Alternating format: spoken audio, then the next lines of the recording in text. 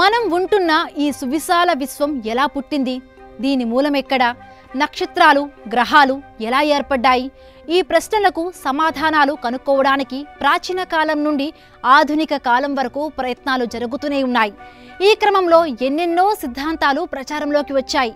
విశ్వంపై అన్వేషణలో America అంతరిక్ష పరిశోధన సంస్థ నాసా మరొక అడుగు ముందుకేస్తోంది.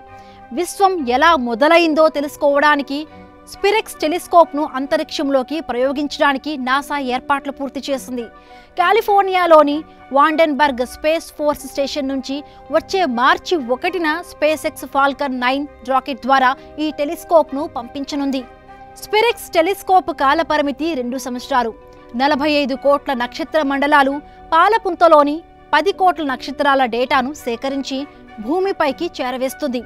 ఈ సమాచారం ఆధారంగా విశ్వం పుట్టుకను పరిశోధకులు అంచనా వేస్తారు.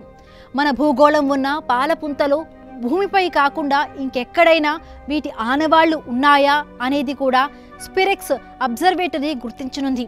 అంతరిక్షానికి సంబంధించి 120 రంగుల్లో 3D మ్యాప్ను సైతం రూపొందిస్తుంది. సూర్యుడి నుంచి వెలువడే సౌరగాలులపై ఇది అధ్యయనం చేస్తుంది. నిజానికి బిగ్ బ్యాంగ్తో విశ్వం పురుడు పోసుకుందని ఎన్నో అధ్యయనాలు చెబుతున్నాయి. అయితే బిగ్ బ్యాంగ్ పరిణామం చోటు చేసుకున్న వెంటనే అసలేం జరిగిందన్నది ఇప్పటి వరకు ఎవ్వరూ చెప్పలేదు.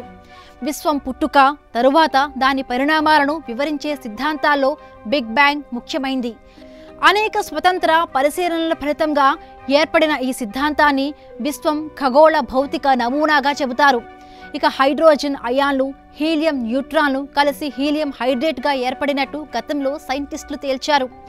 జర్మనీలోని Max Planck Institute for radio astronomy సైంటిస్టులు విశ్వం పుట్టుకకు కారణమైన ఈ తొలి మూలకాన్ని NGC 7027 అనే నక్షత్ర మండలంలో 2022లో గుర్తించారు. అప్పటి వరకు సైంటిస్టులకు కూడా చిక్కకుండా దోబూచులాడిన ఆ మూలకపు ఆనవాళ్లను ఎట్టకేలకు విజయవంతంగా గుర్తించగలిగారు.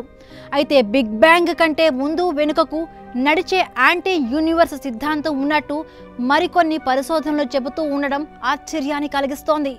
యాంటీ యూనివర్స్ సిద్ధాంతం మన విశ్వంలోని కృష్ణ బిలాలను అంటే బ్లాక్ హోల్ను కూడా వివరించగలదని శాస్త్రవేత్తలు అంటున్నారు. ప్రారంభంలో విశ్వం చిన్నదిగా, వేడిగా, దట్టంగా ఉండేదని అంచనా వేస్తున్నారు. ఇలా వివిధ రకాల సిద్ధాంతాలు ప్రచారంలో ఉండగా నాసా స్పిరెక్స్ టెలిస్కోప్ ద్వారా విశ్వం గుట్టు విప్పాలని చూస్తోంది.